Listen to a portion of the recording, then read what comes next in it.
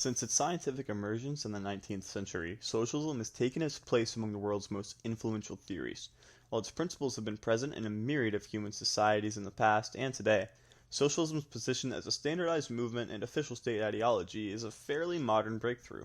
Karl Marx and Friedrich Engels' framework of dialectical materialism allowed them to refine socialist theory, as it posited that historical development was driven primarily by class struggle and contradiction.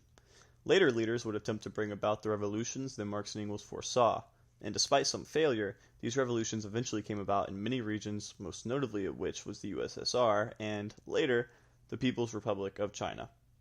Historically, socialism has brought major advancements to the quality of life for people in previously capitalist and feudal systems by restructuring work, public programs, education, and life more generally. However, some argue that these improvements have been brought about, or maintained, through revolutionary and systemic violence. Western leaders often respond to socialism, or the perceived threat of it, with greater violence and repression, both domestically and abroad. As the pioneers of scientific socialism predicted, the ruling class will go to any lengths to preserve their power and, thus, their way of life. Today, I'll review the way that socialism developed in the Western world. Most notably, I'll consider how the West has historically reacted to the adoption of socialism and communism by nations outside its sphere of influence and the ways that the ideology has impacted Western nations despite the lack of popular workers' revolutions in Europe and the United States. This is all in order to demonstrate that the future of socialism in the region remains uncertain and violently contested. Stamattina mi sono alzato, oh bella ciao, bella ciao, bella ciao, ciao, ciao. Stamattina mi sono alzato e ho trovato l'invaso. Socialist thought had taken root in Europe by the late 18th century. While there are several historic societies with egalitarian practices resembling socialism, its modern genesis is often considered to be the French Revolution of 1789. Many of the revolution's Enlightenment ideas, such as those of radical wealth redistribution and Rousseau's on the general will of the people, are also foundational to socialist and communist theory. In 1848, the publishing of Karl Marx and Friedrich Engels' Communist Manifesto would solidify the principles, goals, and direction of their newly defined scientific socialism. The revolutionaries would continue developing and refining the ideology, perhaps most notably in Capital. The work is Marx's most extensive, and it supplements the pair's 1848 call for revolution with a stunning analysis and critique of capitalism. He traces its properties and historical development, outlines the system's fundamental exploitation of labor, refines his conception of class struggle between the bourgeoisie and proletariat, and presents capital as both a material and societal force in which the ownership of the means of production dictates control over most of society. Marx develops key concepts, such as that of surplus value, which describes that, under capitalism, workers are forced to sell their labor power just as any other commodity based on its exchange value, which must be lower than its use value in order for the capitalist to turn a profit. Further, he details the constant struggle between the worker's desire to be paid the highest possible wage and the capitalist's desire to produce the greatest possible profit by paying the lowest possible wage. Marx describes methods that the bourgeoisie, which is his term for the ruling class, primarily made up of capitalists, employs to maintain leverage over the proletariat, which is his term for the working class, such as the threat of unemployment and subsequent inability to meet basic needs. Notably, Marx brings attention to key variables in the class struggle, such as the fact that control over the means of production includes control over many of the ideas that are circulated in a society. Based on his historical and material analysis, Marx predicted that class war would escalate until an eventual revolution in which the proletariat would seize the means of production, radically reshape society, and bring about the final stage of production, communism. This eventual stateless society would abolish class, thus ending class struggle. Necessarily, though, socialism would serve as communism's precursor. Marx often used the term socialism to represent the lower stage, or transitional period leading up to communism. He detailed some of its necessary conditions, including a dictatorship of the proletariat that should control the means of production, make decisions based on the collective good, and centrally plan to satisfy human need rather than accept all of the economic restraints that he had found to be rudimentary. However, It would be up to later revolutionaries to execute the vision and effectively create states that embodied these aims. Early attempts to establish a socialist state, such as that of the Paris Commune in 1871, didn't see prolonged success, but often influenced Marx and his successors in thought. For instance, it provided a practical model that would supplement the Bolshevik Revolution of 1917. Vladimir Lenin and the Russian Communist Party led the first and most successful major socialist revolution. The Bolsheviks were established as a vanguard party in 1912 and went on to lead the proletariat revolution, seize state power, and swiftly transform the functionally feudal society of Russia into a socialist one. Although Russia had an underdeveloped industrial working class relative to most of Europe, Lenin had proven that revolution was possible. He adhered to Marxist principles and, through his writings and decisions as the USSR's head of state, influenced the development of Marxism-Leninism, the official ideology of nearly every socialist state since. In his book, The State and Revolution, he explored the role of vanguard parties in shaping the state, including roles that revolutionary party leaders should assume. Specifically, he defined the vanguard's role in bringing professional revolutionaries together to lead the peasants and workers, which were typically less educated. Further, Lenin began restricting leadership to those that were ideologically aligned with him, as he wrote at length about opportunists seeking to rid his party of bureaucrats that made concessions to bourgeois systems and betrayed what Lenin believed to be in the best interest of the proletariat.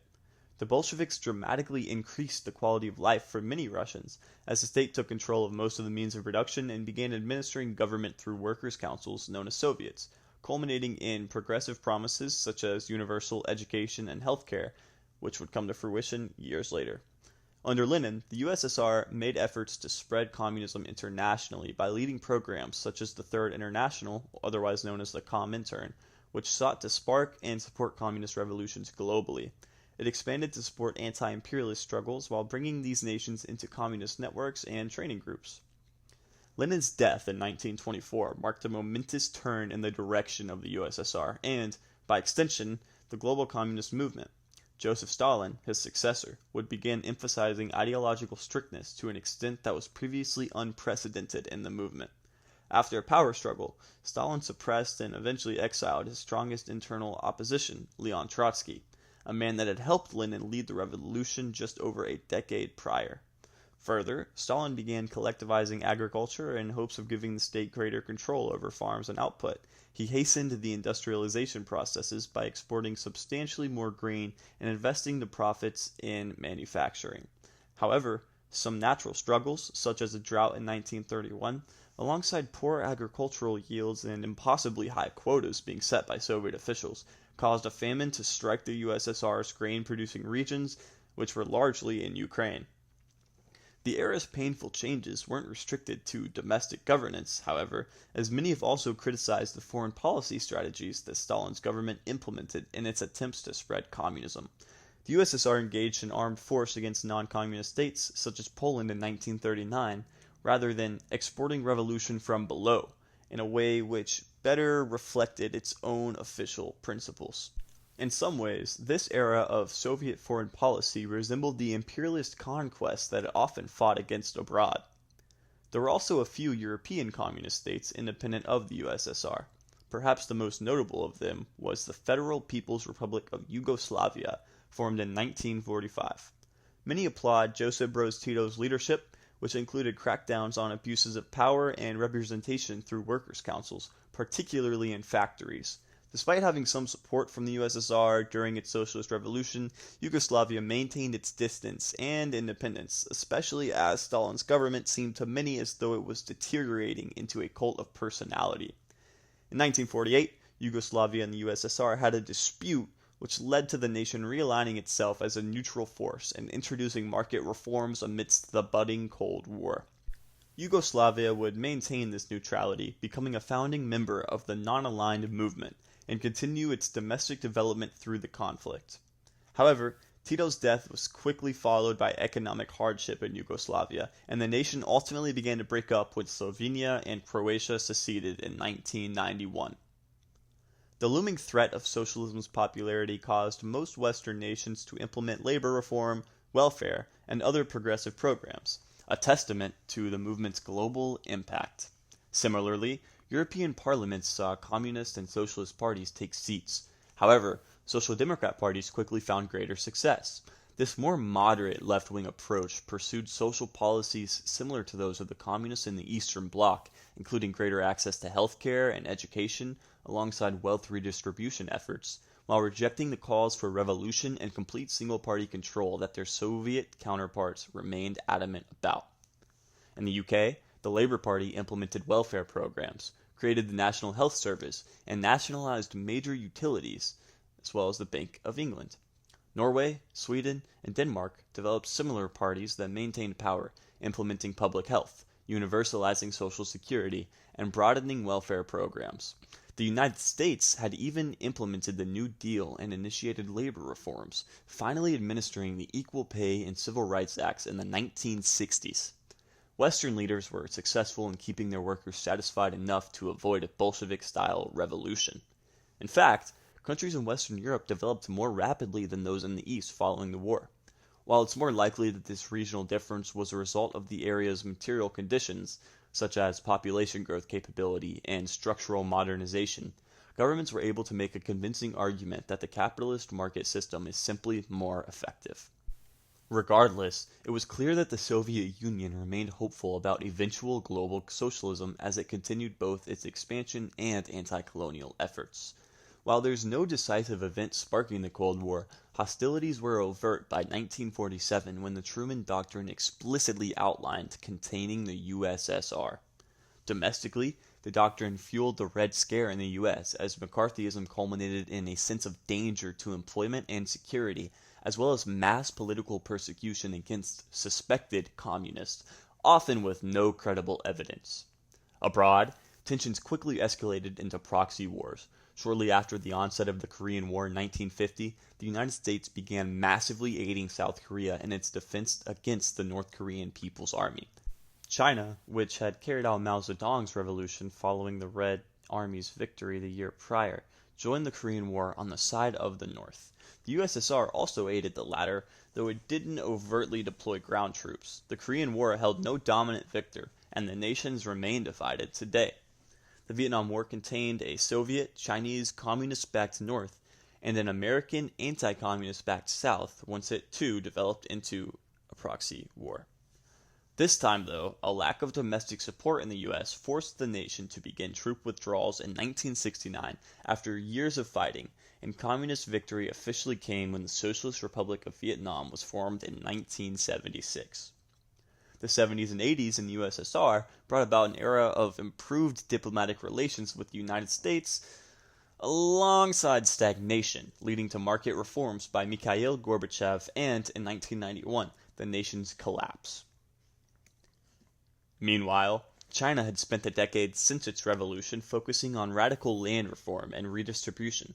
Mao did not hesitate to engage in violence against those he deemed enemies of the people, which often resulted in questionable or perhaps dangerous overreach. At the same time, his leadership succeeded in many ways economically, culturally, and socially. Alongside setting the foundation for the PRC's development, Mao brought progress to China through social welfare programs, literacy expansion, basic health care, and similar institutions. However, key mistakes, such as the Great Leap Forward's failing, led to fatal error and fueled famine. Staining the revolutionary's reputation, this led to doubt and eventual policy reforms. Deng Xiaoping is one of the most notable reformers, coining the phrase "socialism with Chinese characteristics" to describe China's political philosophy for the 1980s and beyond. Chinese leaders have continued to blend socialist thought with market reforms intended to emphasize modernization and industrialization, likely looking to compete with the world's most powerful nations for ideological dominance. While Western leaders assess the threats and opportunities that they believe China presents, socialist thought continues to manifest itself in different ways. There is still a broad range of socialist groups and coalitions in the West. Moderate social democrat parties remain most prevalent in Western Europe, and U.S. politicians have found more electoral success than before on explicitly democratic socialist campaigns. Most recently, Zoran Mamdani was elected mayor of the seat of the empire in New York City. As a self-described democratic socialist, he's promised to bring policies that are exceptionally rare in the U.S. to New York City, such as universal childcare, government-owned grocery stores, and the end goal of ceasing the means of production, where we do not have the same level of support at this very moment. And what I want to say is that it is critical that in the way that we organize, in the way that we set up our work and our priorities, that we do not leave any one issue for the other, that we do not meet a moment and only look at what people are ready for, but that we are doing both of these things in tandem. Because it is critical for us to both meet people where they're at and to also organize for what is correct and for what is right, and to ensure that over time we can bring people to that issue. While some are beginning to doubt his dedication to these changes based on recent behavior aligning nearer establishment Democrat positions, others are excited about the fact that a self-proclaimed socialist of any kind was able to win an election in the United States. Marxist thought is also at the core, or at the very least aligned with, major social justice movements. Angela Davis is among the scholars who developed Marxist feminist frameworks to understand socialism's potential as a driving force for progressive developments socially and economically. In her writings, she modernizes revolutionary thought to bring marginalized groups around the idea of collective liberation and developing class consciousness. She, and others like her, criticize liberal reforms and analyze tools employed to divide the working class, such as dehumanization and systemic racism, portraying socialism and the abolition of private property as the means toward a greater society. The history of socialism shows an ideology that has adapted to constantly changing political realities, from its early revolutionary theory to its implementation by major world powers. Western governments have often viewed socialism with hostility, resisting it through foreign intervention and domestic crackdowns, even as they adopted many policies inspired by it to balance political unrest. Despite the Soviet Union's collapse, socialist ideas continue to surface in contemporary politics, academia, and movements focused on inequality and liberation. While nations like China continue to reinterpret socialism through their own models, the ideology's trajectory in the West remains unsettled.